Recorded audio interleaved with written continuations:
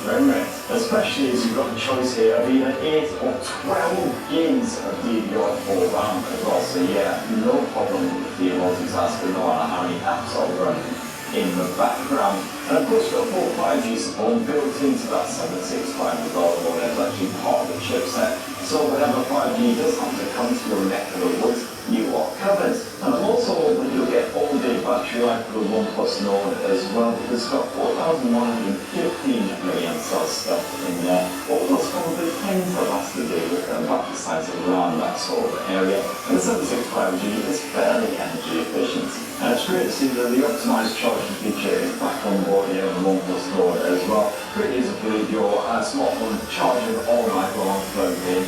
Just have to prevent long-term battery damage there. We do have more Charge 30T support here on OnePlus Nord, so hopefully it shouldn't take much more than an hour to get fully powered back up again when you are drained. As for the rest of the software, well, it looks pretty standard here on the OnePlus Nord. Of course, you've got your usual gesture controls and everything, got full-on dark mode, all the usual Android 10 stuff. A left slider, of course, back in action, so you can instantly silence your smartphone if you're handing for a meeting or something like that. And you've also got a face mount feature, as usual, to back up the fingerprint sensor. So just get that to go, stick my face in the hole. Let's give that a quick test out, so you'll hit the power button, and yeah, absolutely smashed it. Now let's finish up with a look at the OnePlus Nord's camera tech. And what you have here is a 48 megapixel primary shooter using Sony's popular and dependable IMX586 sensor. It's a similar sort of setup to the flagship OnePlus here, which is great to see. As you can see there, the OnePlus camera app sports a very familiar layout. What you do is you actually shoot 12 megapixel photos by default, and you quickly swap to the full 48 megapixel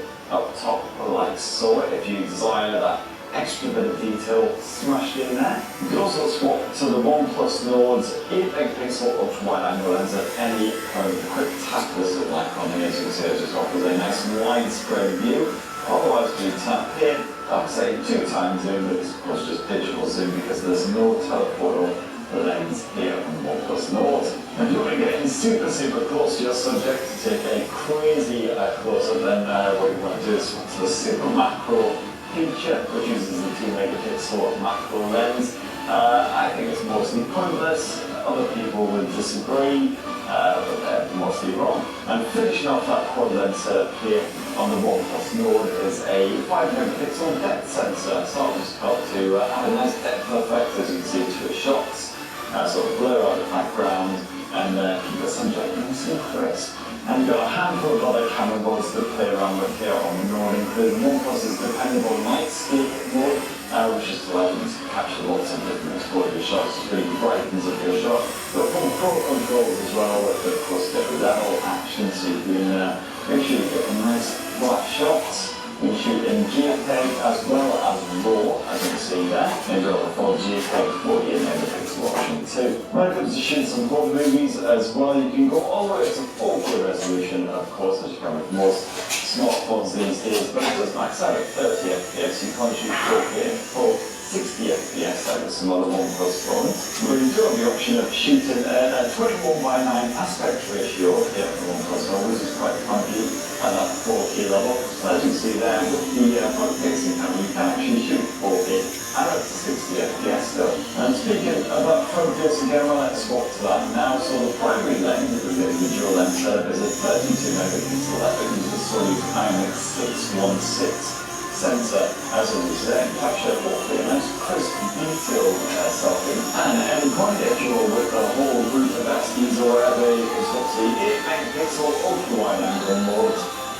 So yeah, so in my case I'll just capture a whole lot of extra background. And of course you've got the usual portrait mode smart as well, like a blur everything behind you instead. So there you have it, the OnePlus Nord unboxed, and hope that has been helpful ahead of my in-depth OnePlus Nord review to see if it really is going to be a true competitor to the likes of the Oppo Find X2, like the really X55G and the Moto G5G Plus. It would be absolutely fantastic to hear your early impressions down in the comments below. See early impressions of things that have basically flown about me for about a month or so. Let's find a common formula and then get to grips with it. So definitely please do smash it on down in the box below.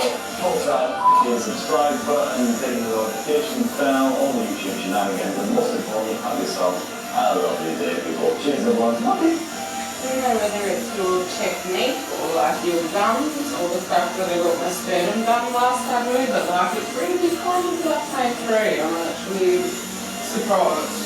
God bless. Okay, you look at where you get on, you pervert yourself all day. So Miss Sarah, and so the 4.5 hours, that's one of the hugest 5 tattoos I've done lately. How tall are you?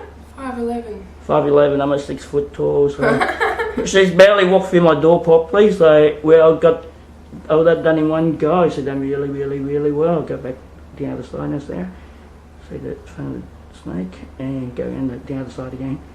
Yeah, she's done really well. You've done really well, I feel.